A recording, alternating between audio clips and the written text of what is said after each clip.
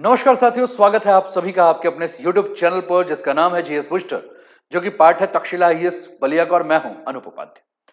साथियों, देश की सबसे बड़ी प्रवेश परीक्षाओं में शामिल नीट यूजी 2026 पेपर लीक मामले में अब तक का सबसे बड़ा प्रशासनिक एक्शन सामने आया है। नेशनल टेस्टिंग एजेंसी यानी कि एनटीए ने 47 अधिकारियों को बर्खास्त कर दिया है और सिर्फ नौकरी से ही नहीं हटाया गया है, बल्कि इन अधिकारियों के खिलाफ आपराधिक यानी कि क्रिमिनल केस भी दर्ज किए जाएंगे।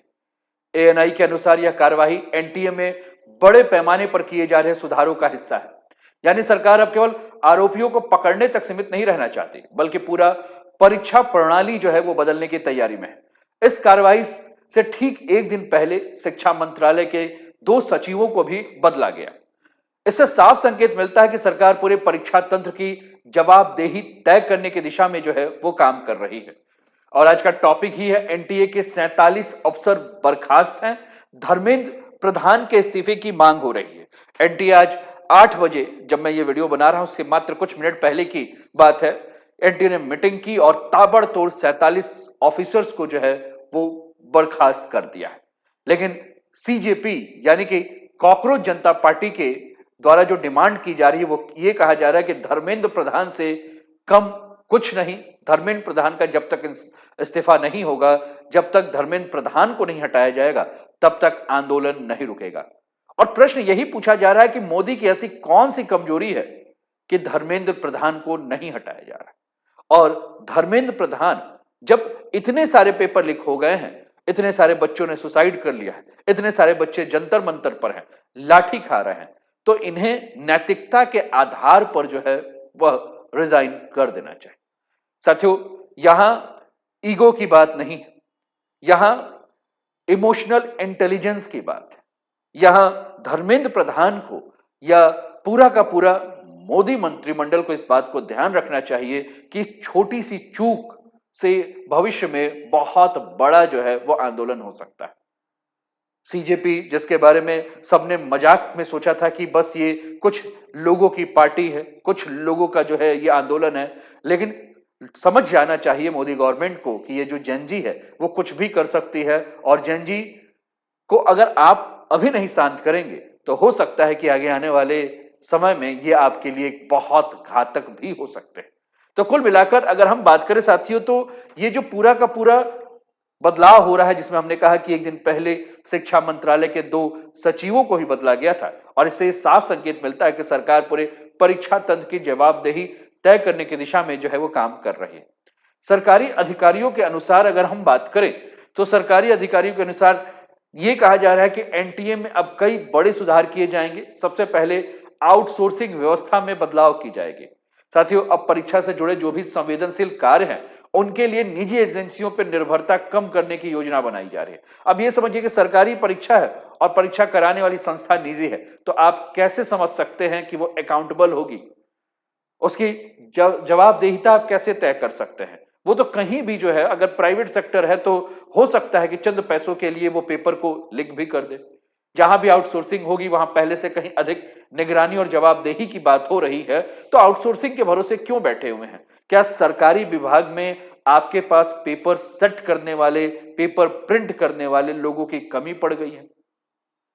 तकनीकी सुधार की बात की जा रही है। कहा यह जा रहा है कि एनटीए की पूरी परीक्षण प्रणाली को आधुनिक तकनीक से मजबूत किया जाएगा। डिजिटल सिक्योरिटी, डेटा एन्क्रिप्शन, सुरक्षित प्रश्न पत्र ट्रांसफर, मजबूत साइबर सुरक्षा, ताकि पेपर लीक की संभावना लगभग समाप्त हो सके। नए टेस्टिंग सिस्टम के बारे में बात हो रही है, जहां सरकार ऐसे परीक्षा तंत्र विकसित करना चाहती है जिसमें पेपर लीक की गुंजाइश ही ना रहे। यानी भविष्य में केवल दोषियों को पकड़ने के बारे में बात नहीं की जा रही, बल्कि अपराध होने से पहले ही उसे रोकना लक्ष्य है। साथियों, प्रधानमंत्री मोदी ने कल रात को 12 बजे लगभग 2.5 मिनट का संदेश दिया। और 2.5 मिनट का जब संदेश दिया, तो प्रधानमंत्री मोदी ने बड़े एक्शन के बारे में बात की। उन्होंने एनटीए पर सख्त कार्रवाई के बाद सीबीआई जांच और फास्ट ट्रैक कोर्ट के बारे में और छात्रों के न्याय को लेकर बात किया था। और एनटीए के मतलब प्रधानमंत्री के मोदी के संदेश के 24 घंटे ही नहीं बीते कि एनटीए के 47 अधिकारियों के हटाने की कार्यवाही हो गई। प्रधानमंत्री मोदी का जो ये वीडियो संदेश है, वह 23 जुलाई रात को 12 बजे जब इन्होंने अपने एक्स अकाउंट पर 2 मिनट 56 सेकंड का वीडियो डाला, जो संदेश जारी किया जिसमें उन्होंने कहा कि पेपर लीक कोई मामूली विषय नहीं है, यह लाखों छात्रों और उनके परिवारों के लिए बेहद पीड़ादायक है। पिछले 2.5 महीनों में सरकार ने कई बड़े कदम उठाए हैं, दोषियों को गिरफ्तार किया जाएगा या किया गया है और वो जेल में है। छात्रों का 1 साल खराब ना हो इसलिए कम समय में लगभग 22 लाख छात्रों को दोबारा परीक्षा कराई गई है, लेकिन सरकार इतने पर संतुष्ट नहीं है, इसलिए फास्ट ट्रैक कोर्ट बनाने का निर्देश दिया गया ताकि मामले पर जल्द से जल्द फैसला हो सके। यानी सरकार का संदेश साफ है कि पेपर लीक करने वालों के खिलाफ तेज और सख्त कार्यवाही की जाएगी। साथ ही इस पूरे आंदोलन का केंद्र केवल पेपर लीक की जांच नहीं है। जंतर मंतर पर प्रदर्शन कर रही कॉकरोच जनता पार्टी और उससे जुड़े प्रदर्शनकारियों की सबसे प्रमुख मांग यह है कि केंद्रीय शिक्षा मंत्री धर्मेंद्र प्रधान के इस्तीफा को जो है वो कराया जाए और उनका आरोप है कि नीट यूजी 2026 पेपर लीक और परीक्षा प्रणाली की विफलताओं की नैतिक और प्रशासनिक जिम्मेदारी शिक्षा मंत्रालय की है, तो शिक्षा मंत्रालय इस जिम्मेदारी को लेते हुए अपने पद से इस्तीफा दे दे। हालांकि केंद्र सरकार ने अब तक धर्मेंद्र प्रधान के इस्तीफे की घोषणा नहीं की है और हाल के दिनों में सरकार और प्रदर्शनकारियों के बीच कई दौर की बातचीत हुई है, लेकिन यह मांग अभी तक पूरी नहीं हुई। साथियों, पूरे घटनाक्रम को अगर हम समझे तो 3 मई 2026 को नीट यूजी परीक्षा आयोजित हुई थी। बाद में आरोप लगे कि परीक्षा का प्रश्न पत्र लीक हो गया है। मामला इतना गंभीर था कि सरकार और एनटीए ने पूरा परीक्षा रद्द कर दिया और उसके बाद दोबारा जो है वो परीक्षा कराई गई। इसके बाद जब दोबारा परीक्षा हुई, इस दौरान लाखों छात्रों को मानसिक तनाव का सामना करना पड़ा है। कई छात्रों ने महीनों तक दोबारा तैयारी की। रिपोर्ट के अनुसार इस पूरे विवाद के दौरान कुछ छात्रों के द्वारा आत्महत्या किए जाने की घटनाएं भी सामने आई, जिससे पूरे देश में गुस्सा और चिंता भी बढ़ गया। और इसी मुद्दे को लेकर दिल्ली के जंतर मंतर पर कॉकरोच जनता पार्टी पिछले लगभग 1 महीने से प्रदर्शन कर रही है। सामाजिक कार्यकर्ता सोनम वांगचुक ने भी 26 दिन तक अनशन किया। संसद के अंदर विपक्ष लगातार इस मुद्दे को उठा रही है। फिलहाल पूरे मामले की जांच सीबीआई कर रही है। दिल्ली, महाराष्ट्र, राजस्थान सहित कई राज्यों में जांच की जा रही है और अब तक 13 आरोपियों को गिरफ्तार किया जा चुका है। सूत्रों के अनुसार सीबीआई जल्द ही इस मामले की चार्जशीट भी दाखिल करने वाली है और बात उस कानून पे जो है जिसको कहा जा रहा है कि पेपर लीक रोकने के लिए कानून बनाया जाएगा और कानून बनाने के बाद जो है इसे और भी सख्त करने की बात है। साथियों, इसके पहले की अगर हम बात करें तो जून 2024 तक पूरे देश में पेपर लीक को रोकने के लिए कोई एक केंद्रीय कानून नहीं था। मामला आईपीसी की सामान्य धाराओं जैसे कि धोखाधड़ी, आपराधिक साजिश, जालसाजी के तहत दर्ज होते थे और इनमें कड़ी जमानत संबंधी शर्तें नहीं थी। कुछ राज्यों ने अपने स्तर पर नकल विरोधी कानून बनाए। उत्तर प्रदेश जैसे राज्यों में कई मामलों में गैंगस्टर एक्ट लगाने की बात की गई, लेकिन 21 जून 2024 को केंद्र सरकार ने नीट और यूजीसी परीक्षा विवाद के बाद सार्वजनिक परीक्षा अनुचित साधनों की रोकथाम अधिनियम लागू किया और इस कानून के तहत अपराध ये माने गए कि अगर पेपर लीक हो, पेपर लीक में कोई मदद कर रहा है, ओमार शीट गलत तरीके से हासिल किया गया है, नकल करवाया जा रहा है, परीक्षा से जुड़ी फर्जी वेबसाइट बनाई जा रही है, परीक्षक को धमकाया जा रहा है, तो इन सभी को गैर जमानती आरोप बनाया जाएगा और इसकी सजा जो है वो पेपर लीक जैसे अपराध में 3 से 5 साल 10 लाख तक के जुर्माने की बात हो रही है। लेकिन अब इसे बढ़ाकर अगर हम बात करें तो ये कहा जा रहा है कि अब 3 से 10 साल की सजा और 1 करोड़ से लेकर 10 करोड़ तक जुर्माने की बात हो रही है। यानी कुल मिलाकर अब ये कानून को और भी ज्यादा सख्त करने की बात हो रही है। फिलहाल एजेंसी ने सभी अधिकारियों के नाम और व्यक्तिगत आरोप सार्वजनिक नहीं किए हैं। सरकार का कहना है कि कार्यवाही एनटीए में व्यापक प्रशासनिक सुधार और जवाबदेही तय करने की प्रक्रिया का हिस्सा है। जांच पूरी होने के बाद व्यक्तिगत जिम्मेदारी और आपराधिक मामलों की स्थिति को और भी स्पष्ट की जाएगी।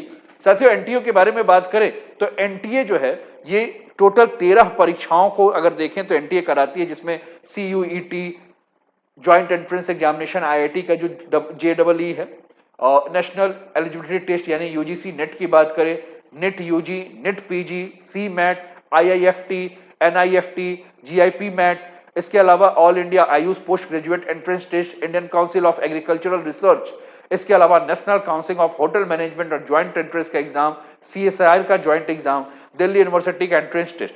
इनमें से कुछ एग्जाम में 1 और कुछ में 2 बार कराए जाते हैं। नेट के अलावा एनटीए के बाकी एग्जाम कंप्यूटर बेस्ड यानी कि सीबीटी मोड में होते हैं। 2024 में यूजीसी नेट का एग्जाम भी ऑफलाइन कराया गया था। तो इतनी सारी परीक्षाएं जो है हो रही है नेशनल टेस्टिंग एजेंसी के द्वारा और नेशनल टेस्टिंग एजेंसी के बारे में बात करें साथियों, तो 2017 में इसकी स्थापना की गई थी, जिसका उद्देश्य देश भर में पारदर्शी और मानकीकृत प्रवेश परीक्षाएं आयोजित कराने के लिए किया गया था। एनटीए के बारे में हमने कहा कि इतनी सारी परीक्षाएं एनटीए करा रही है। नीट विवाद के बाद एनटीए की कार्य प्रणाली पर व्यापक सवाल उठे। कई अन्य परीक्षाओं की सुरक्षा व्यवस्था को लेकर भी बहस शुरू हुआ, जिसके बाद सरकार ने पूरे परीक्षा तंत्र में सुधार की प्रक्रिया तेज कर दी। साथियों, फास्ट ट्रैक कोड का उद्देश्य जो है, जो कि मोदी ने कहा कि फास्ट ट्रैक कोड बनाए जाएंगे, जिसका उद्देश्य ये होगा कि पेपर लीक जैसे मामलों का वर्षों तक लंबित रहने के बजाय तेजी से निपटारा किया जाए, ताकि दोषियों को जल्द से जल्द सजा मिल जाए। पहली बार पूरे देश में सार्वजनिक परीक्षाओं को लेकर एक समान केंद्रीय कानून लागू किया गया है। इससे राज्यों को अलग अलग कानून की जगह राष्ट्रीय स्तर पर एक समान कानूनी ढांचा जो है वो मिल सके। इसके अलावा अगर हम बात करें साथियों, तो सरकार के अनुसार आने वाले समय में परीक्षा केंद्रों की निगरानी, डिजिटल सुरक्षा, प्रश्न पत्र वितरण प्रणाली और परीक्षा संचालन के पूरे मॉडल में चरणबद्ध बदलाव भी करने की बात है। साथियों, ध्यान रहे कि 47 अधिकारियों को हटाने का फैसला एक प्रशासनिक कार्यवाही है। जिन अधिकारियों पर आपराधिक जांच के आरोप लगेंगे, उन अधिकारियों के ऊपर अगर हम बात करें तो उनको अंतिम कानूनी जिम्मेदारी जांच और अदालत की प्रक्रिया के बाद ही उनकी तय होगी। लेकिन फिर से प्रश्न यही है कि क्या छात्रों को इससे इंसाफ मिलेगा? जो छात्र साल भर तैयारी कर रहे हैं, जिन छात्रों के आर्थिक पृष्ठभूमि की अगर हम बात करें तो बहुत ही गरीब परिवार से आ रहे हैं, कैसे वो तैयारी कर रहे हैं, जो छात्र जो है वो आर्थिक मानसिक रूप से जो शोषित हो रहे हैं, क्या उन सभी को इंसाफ मिलेगा? क्या जो छात्र इस समय जंतर मंतर, और जंतर मंतर पर ही क्यों कहें, इस समय तो भारत के हर जिले के छात्र जो हैं वो गुस्से में आ चुके हैं, सड़क पर उतर रहे हैं, सरकार के खिलाफ उतर रहे हैं, क्या उन सभी को इंसाफ मिलेगा? आपको क्या लगता है? क्या सारे छात्रों को इंसाफ मिलेगा? और क्या धर्मेंद्र प्रधान के इस्तीफा के बाद पेपर लीक रुक जाएगा? क्या धर्मेंद्र प्रधान इस्तीफा देंगे? और धर्मेंद्र प्रधान अगर इस्तीफा नहीं दे रहे हैं तो उसके कारण क्या है? सभी बात जो है वो आप कमेंट के माध्यम से आप बताइए, और उम्मीद करता हूं कि ये वीडियो आपको पसंद आया होगा। और ऐसे ही वीडियोस के लिए आप चैनल को सब्सक्राइब कर लीजिए और लाइक और शेयर भी कर दीजिए। अपना ध्यान रखिए, स्वस्थ रहिए, मस्त रहिए, तंदुरुस्त रहिए, हंसते खेलते मुस्कुराते हुए जीवन का आनंद लीजिए। जय हिंद, जय भारत।